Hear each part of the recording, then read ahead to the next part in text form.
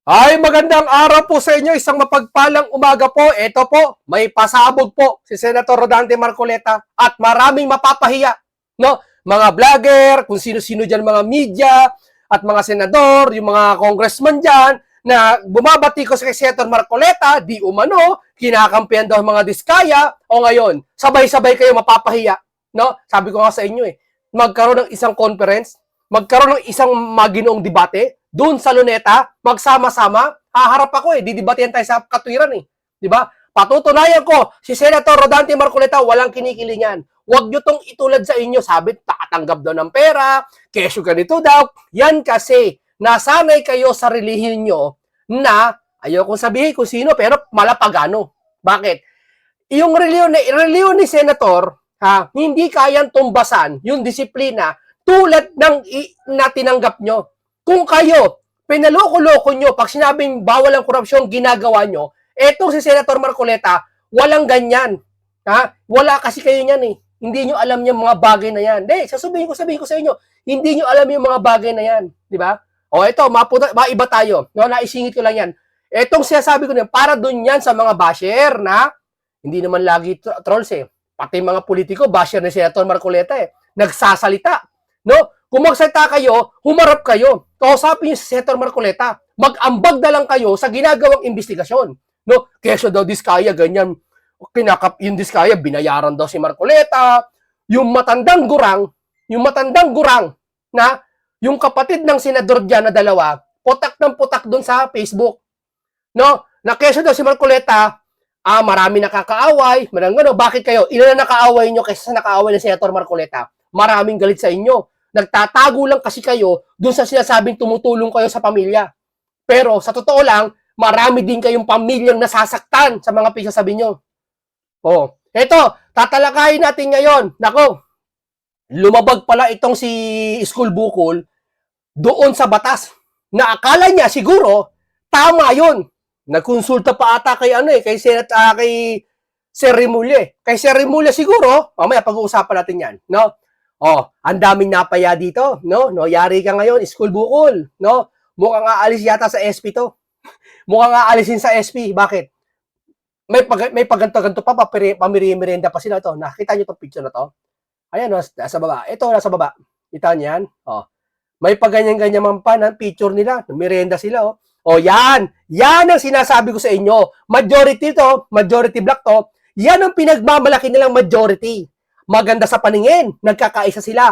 Pero kung uunawain mo, lalaliman mo, hindi maganda. Bakit? Pinagbubuklod nila ang majority sa minority. Imbis na magkaisa sila sa pamamagitan ng Senate President, hindi. Nagbubuklod-buklod sila. Nagbubukod-bukod sila.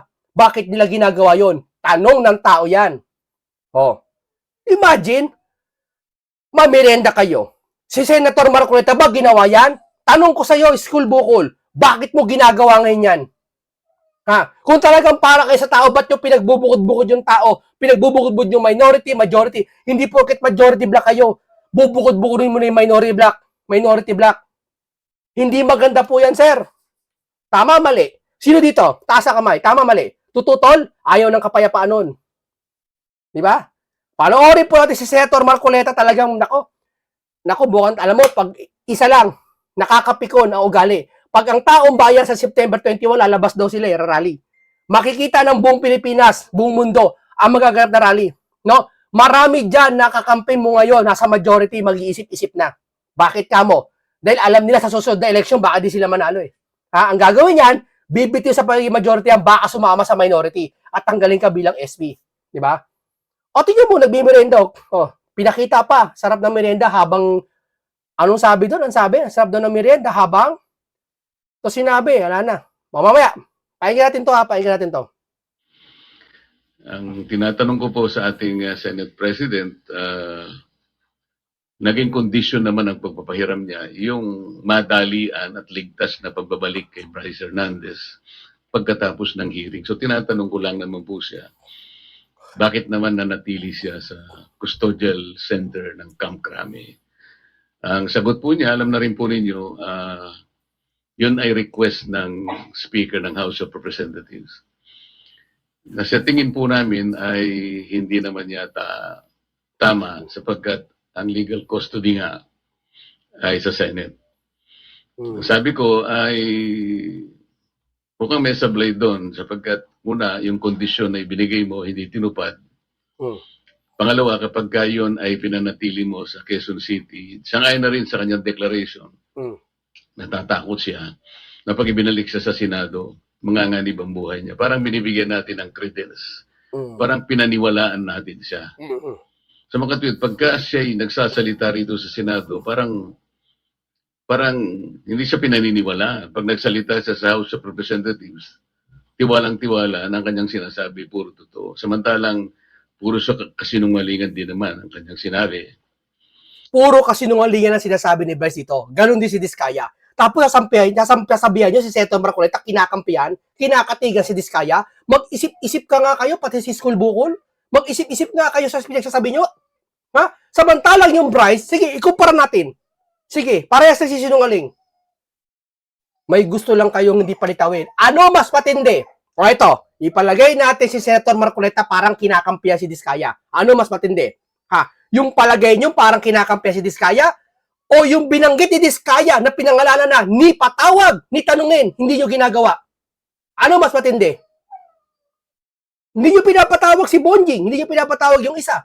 At dating appropriation, may insertion ng budget, hindi matanong-tanong. Ibig sabihin, pag taxpayer kami, hindi na bawal lang magtanong at hindi kayo pwedeng tanungin. Di ba?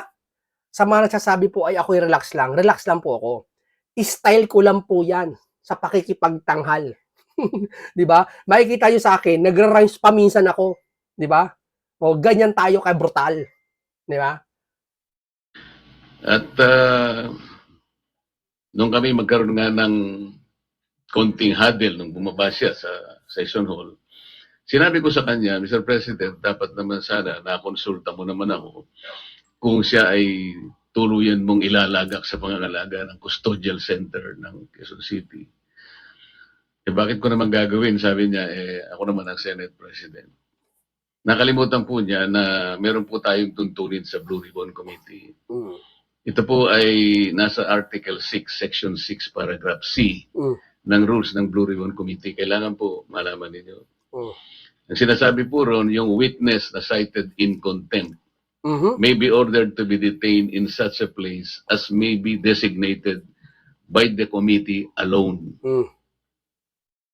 Meron pong option doon or with the concurrence of the Senate President. Sa mga tweet, yun lamang designated place by the committee alone, sapat na yun Kaya ko sinabi, dapat kinonsulta mo ko. Kaya lang, sabi niya, Hindi, sandali muna.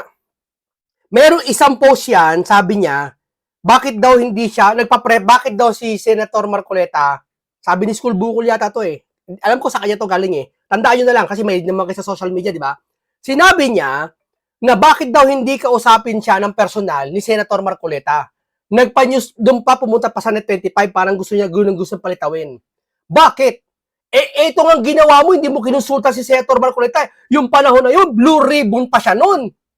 Let's say, tinanggal nyo na, bilang isang dating blue ribbon, napapaalis na, wala lamang kayo paggalang.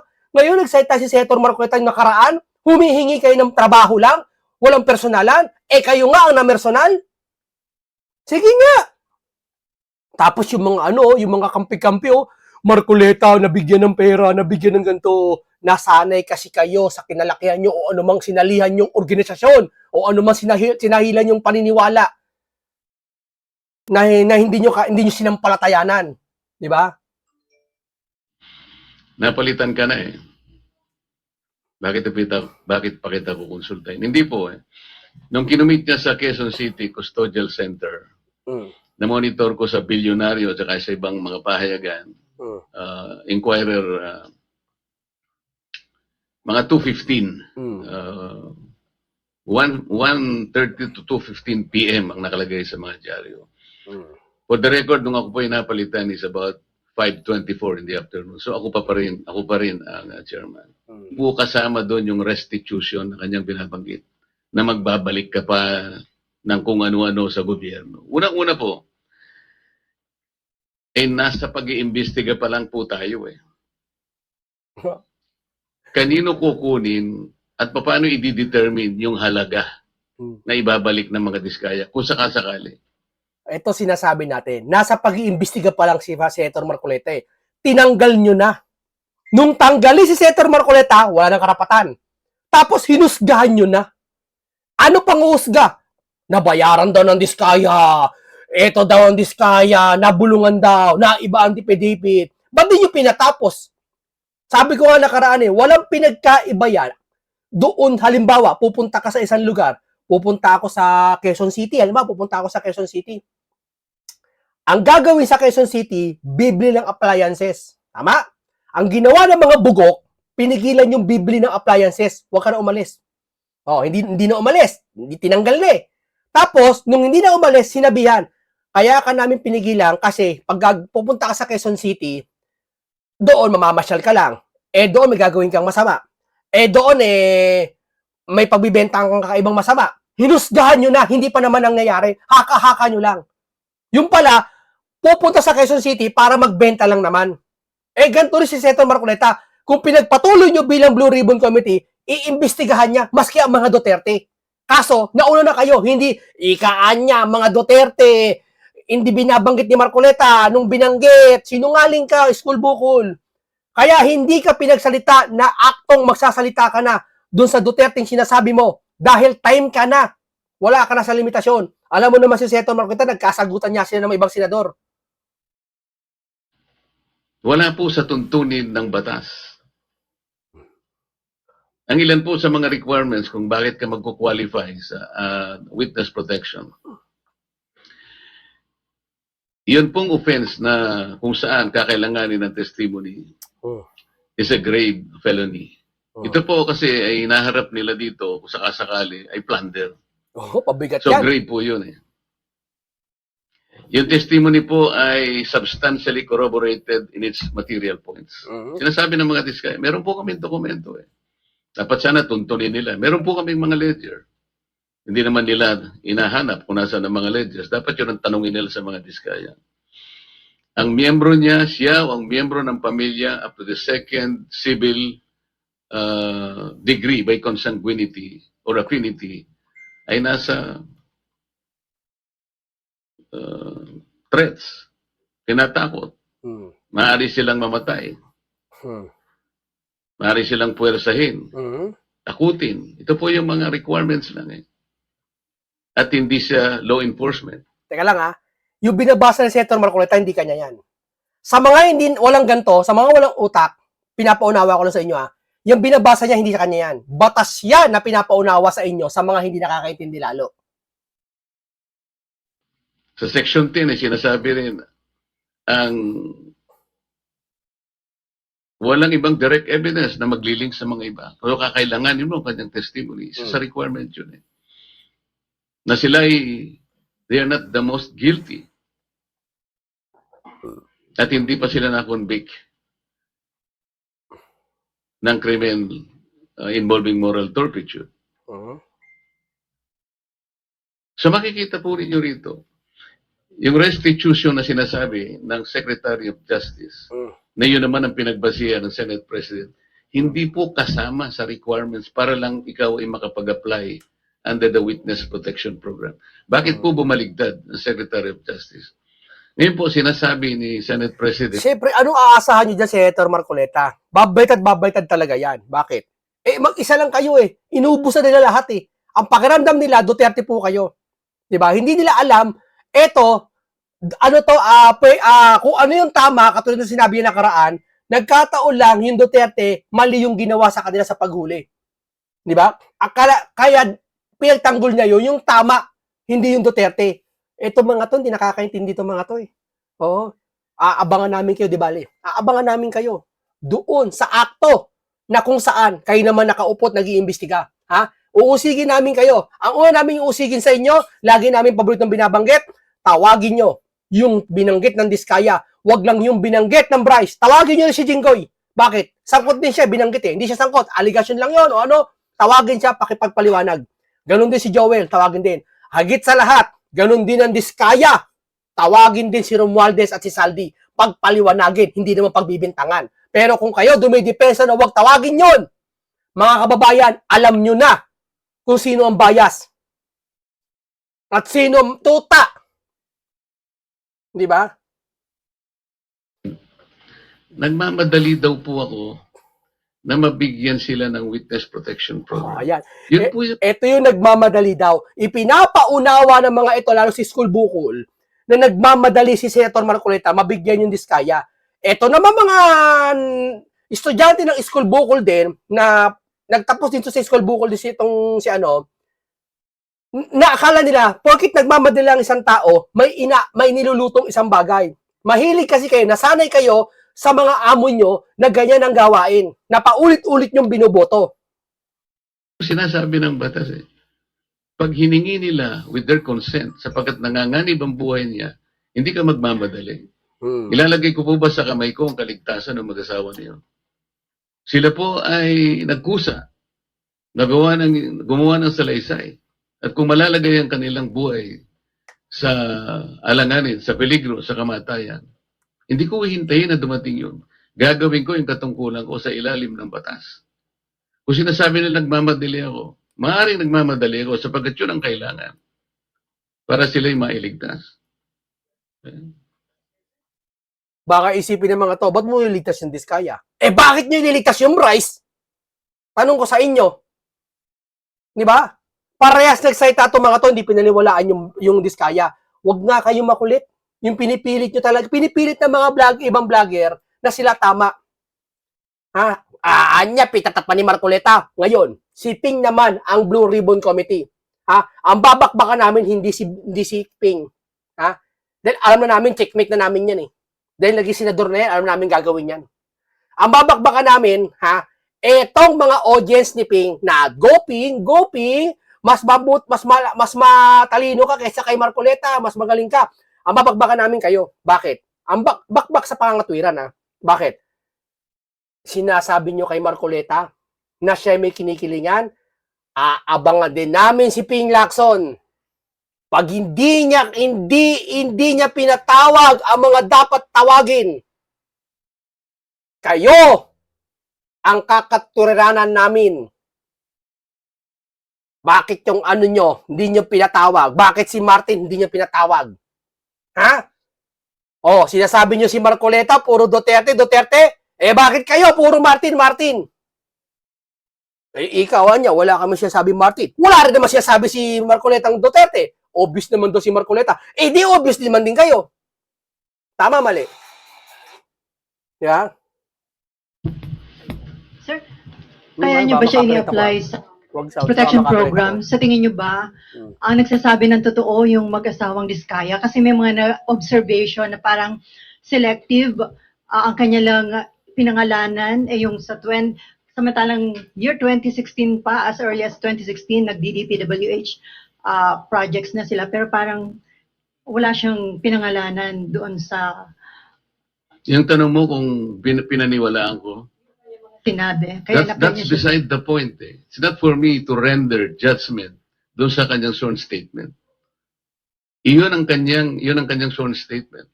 At sinabi niya roon na nanganganib po yung buhay namin dahil sa lumabas po kami na ganito. At bukod doon, bago siya gumawa ng isang sworn statement, minabuti ko para masiguro ko na talagang voluntaryo ang kanyang gagawin.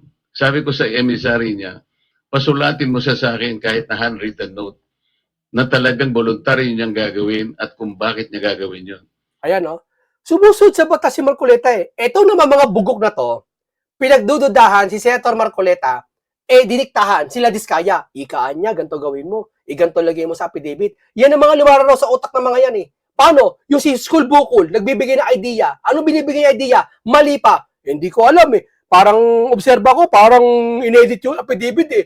Binibigay niyang hint yung mga tao. Kumukuha siya ng audience impact niya para may kakampi siya. Ito namang mga bugok, naniniwala. Yung tama dito si School Bukol, tama dito. Diba? Pare-pares kayo nag-aral sa School Bukol. Nasatisfy ako doon sa kanyang sulat. Kaya sabi ko, sige, sabihin nyo sa kanila, gumawa sila ng sworn statement. Hindi para sa akin na i-judge yung sworn statement. Ito will form part of the proceedings. na pagdating ng araw, ito ay gagamitin po ng korte. Yun. Mahaba pong proseso ito eh. Yun. The Senate President already rendered judgment doon sa sworn statement. Dapat hindi po ganun eh. Wala po kaming karapatan husgahan ang sworn statement ng isang taong gustong magpahayag ng kanilang saloobin. May kinalaman sa pag-iimbestiga nito. Ito tanong ng mga mahihina. Ito tanong bakit daw dun sa statement ng Diskaya, wala yung mga Duterte? Tapos ang sisi nila, si Senator Rodante. Hoy! Narinig mo ba kay Senator Marcoleta? Ang sabi niya, hindi nila pinapakilaman yung mga affidavit na statement ng mga Diskaya. Tapos ikukunik nyo para makapuntos lang kayo, makatabla lang kayo. Diba? So, kung hindi nilagay ng mga Diskaya ang kanilang statement na andun sila Duterte, tanungin mo sila Diskaya. O, di ba Blue Ribbon Committee na kayo, Ping? O, tanungin nyo kaya bakit di mo nilagay dyan. Kung gusto mo, ito tanong ka, tuturo ko sa'yo. May senador ba nagkanta sa'yo? Alam ko, inaasahan namin yan. Baka tanungin nyo yan eh. May senador ba na nag-utos sa inyo, huwag ilagay sa affidavit nyo ganito? Tanungin nyo. O kung tumanggi, duda na naman kayo. Ha? Hindi niya pinapakilaman si Senator Marcoleta ang affidavit na yan eh. Tapos hahanapan nyo bakit daw anya wala sa affidavit na ando ito nakakatawa. Wala daw sa affidavit ni Diskaya na nilagay sila na mga Duterte. 23 years na silang kontraktor. Tanong ko sa inyo, bakit umistap kayo kay Duterte? Hindi ba kasama si Pinoy, si Gloria? Ha? Tanong ko sa inyo, hindi ba kasama? Baka may magsabi sa akin, ay hindi, maliit lang kinurakot nun eh. Ay di pala, kaya na palang kinurakot. Kung sino mas malaki, yun ang dapat imbestigahan? Ha? O sadya talaga may gusto lang kayong marinig na pangalan? Pero sir, yung decision nyo na gawin siyang state Hiningi witness. po niya yun. At Oh. nasa batas po na kinakailang ibigay sapagkat nanganganib nga yung buhay niya sang-ayon sa kanilang bahay. Nakikita ko rin po, sa tahanan nila, pinagbababato sila. Ano po ang gagawin ng isang chairman ng Blue Ribbon Committee? Hindi. Sir, yung Bryce, walang bumabato. At ang dami sa comment section na popogian pa sa Bryce. Wow! Yung chinito ko! Yung chinito ko! Bakit nandiyan kayo? Tignan mo yan. Malaalis guo ang ginawa. Porkit gwapo, maganda, doon na sila naniwala. Pero yung mga Diskaya, inamin yung dalawang pangalan na ayaw nilang banggitin sa kamera, kakampi daw ni Senator Marcoleta. Anong klaseng kaisipan yan? Anong klaseng kaisipan yan? Sir, school bukol.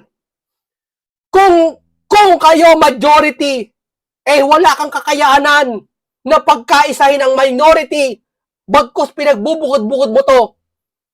Please naman, huwag kang magsalita ng mga bagay na naiisipin ng tao at aakalain ng tao na ganun ginagawa ni Marcoleta. Di ba sabi mo, mga trolls sila? Yung pinag-uugali mo, sir, parang trolls na rin. Sir, nakonsulta daw po ba yung mga miyembro ng Blue Ribbon o yun ay sariling decision nyo, sir? Paano kung kukonsultahin? Hindi ko nga alam kung maglalabas sila ng sworn statement. Nung ibigay nila sa akin yon, gabi ng linggo, nung makuha ko yung in a sealed envelope, wala na akong pagkakataon na bigyan ko ng kopya ang aking mga kasama. So dahil magsisimula ng alas 9, doon ko inihayag yung sworn statement. Hi, sir. Sir Mean po from TV5. Sir, I Yes, need to ma'am. ask this, Kasi sinasabi kaya daw po ang bilis ninyong inirekomenda maging state witness, nagkaayusan na. Would you want Sino to po comment? nagsabi nun? Sir, yun yung mga nag-circulating among netizens, sir, nung time na lumabas yung letter na... Sana po merong nagsabi talaga. Kasi mahirap mag-speculate ng ganun. Ang hilig nyo gumamit kasi ng may nagsabi. Actually, oo, marami nagsasabi sa comment section. Pero tukuyin mo. Di ba? Kasi iba nang gugulo lang eh. Nilabas, nagmadali po ako. Ako po, sinasabi ko sa inyo ang katwiran ng dapat magmadali. Yun po yung yun po yung sinasabi ng batas. Binasi ko po sa batas lahat ang aking ginawa. At hiningi po nila at Sa aking palagay po ay nanganganib nga sila sapagkat marami silang binanggit na mga pangalan at nakikita ko rin naman kung anong ginagawa ng mga tao sa kanilang sariling tahanan. Hindi po ako pwedeng magbaka sakali. Ayokong ilagay sa kamay ko yung kaligtasan nila. Kung hindi ko po ginawa, ako po ang nasisi. Baka iba po ang tanong nyo sa akin ngayong umagang ito. Sir, since malinaw at matibay po pala yung sandigan kung bakit nyo ginawa ito, would you seek audience with Senator Ping as the new Blue Ribbon Chair para po makiusap or paliwanag sa kanya ba't kailangan maging state witness yung Discayas? Alam ko po, alam niya ang tuntunin ng ating mga batas. Iyon po ay sinasaalang-alang ng batas. Hindi po ako naniniwala na hindi nila alam. Babasahin lang po nila yung Republic Act 6981. Nandun po yung mga provision. Sino-sino ang pwedeng mag-apply. Ang requirements po, sila po ba ay covered ng mga requirements? Sila po ba ay pasok do sa mga requirements? Alam po nila kung papasok o hindi. Alam po nila yun, sir. Oo, tama po kayo. Alam po nila yun, Senator Marcoleta. Nga lang, ginagawa nila yung bagay na, ay, hindi anya yan state witness. Ay, hindi yan. Parang kulang lang sabihin, hindi witness eh. Ano ba talaga? Hindi ba witness si Diskaya? Lahat ba na sasabihin nun? Sinungaling yan? Kasi may nagpatotoo na sinungaling yon na isang mayor? Sabi ko nga, mabuti yung mayor doon sa Pasig. Okay yun. The best na mayor yun. The best na politiko, hindi nangungurakot yun. Pero, kung sa sitwasyong ito, sino ba yun? Isa bang propeta yun? Na para magsabi na nagsinyan Diskaya, sinungaling yan. Kaya yung mga tao, wow! Isa angel! Sabi dun sa palabas na dun sa palabas na The Perfume. Isa angel! Nakakita ng anghel. Lahat ng sasabihin niya, naniniwala siya. Sinabi niya na hindi nagsisinungaling ang Diskaya.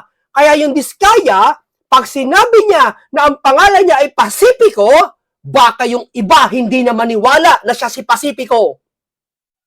Kahit yun ang totoong pangalan niya. Dahil sa pagiging sinungaling at nagpatotoo yung isang tao lang na bilib sila. Baka pangalan ng tao hindi niyo paniwalaan. Sa sobrang kabiliban nyo na sinungaling si Diskaya. Hindi ganun. Kapaimbabawan yan. Kapalaluan yan. Dapat ang ginagawa natin, hindi porket yung tao masama. Hindi porket minsan, yung magnanakaw, minsan, wala nang karapatan. Actually, yung magnanakaw, naligtas yun eh. Sa panahon ni Kristo yun. Di ba? Hindi porket inatulan ng isang tao, sinungaling yan. Para bang propeta yung nagsabi? Kung propeta yung nagsabi sinungaling yan, ay talaga maniniwala ako sinungaling yan. Okay, si Kristo nagsabi, lahat ng lumalabas sa bibig niya, puro kasinungaling yan. Pwede. Pero sasabihin mo, yung tao na nandun sa mayor, sinungaling yan. Aba, lahat ng sasabihin ng Diskaya, sinungaling na. Lahat ng ipapahid ng Diskaya, sinungaling na. Kaya kung sino man lumapit ng Diskaya, damay na. Katulad ni Senator Marcoleta. Tapos, humingi ka ng protection dyan, sinungaling yan. Bakit yung Bryce? Anong tingin mo? Hindi ko na kailangan makipag-usap. Kung kinakailangan, bakit hindi? Ngunit, baka mamaya sinasabi nila, pinagtatanggol na naman ako. Ang dapat po niyong mapansin ay ganito. Bakit po nila ginadjudge yung sworn statement? Wala pong sino sa amin na pwedeng mag-judge. Not even the Senate President. Ako nga pwede akong magsabi na... Sir, nililigaw lang nila, sir. Alam nila yun, sir. Una, hindi pwedeng baguhin yung sworn statement. Alam nila yan. Masisiskol bukol. Alam nila yan. Ang dinadaya nila, sir, yung mga tao. Gusto nila makakuha ng simpatya para kagalitan kayo. Para sila maalis yung atensyon na hindi na ang kwentong ito para doon sa flood control. Kundi ang isyong ito, kinakampen nyo ng mga Diskaya. At ganyan-ganyan, etc. etc. O ngayon, kayo na ang Blue Ribbon.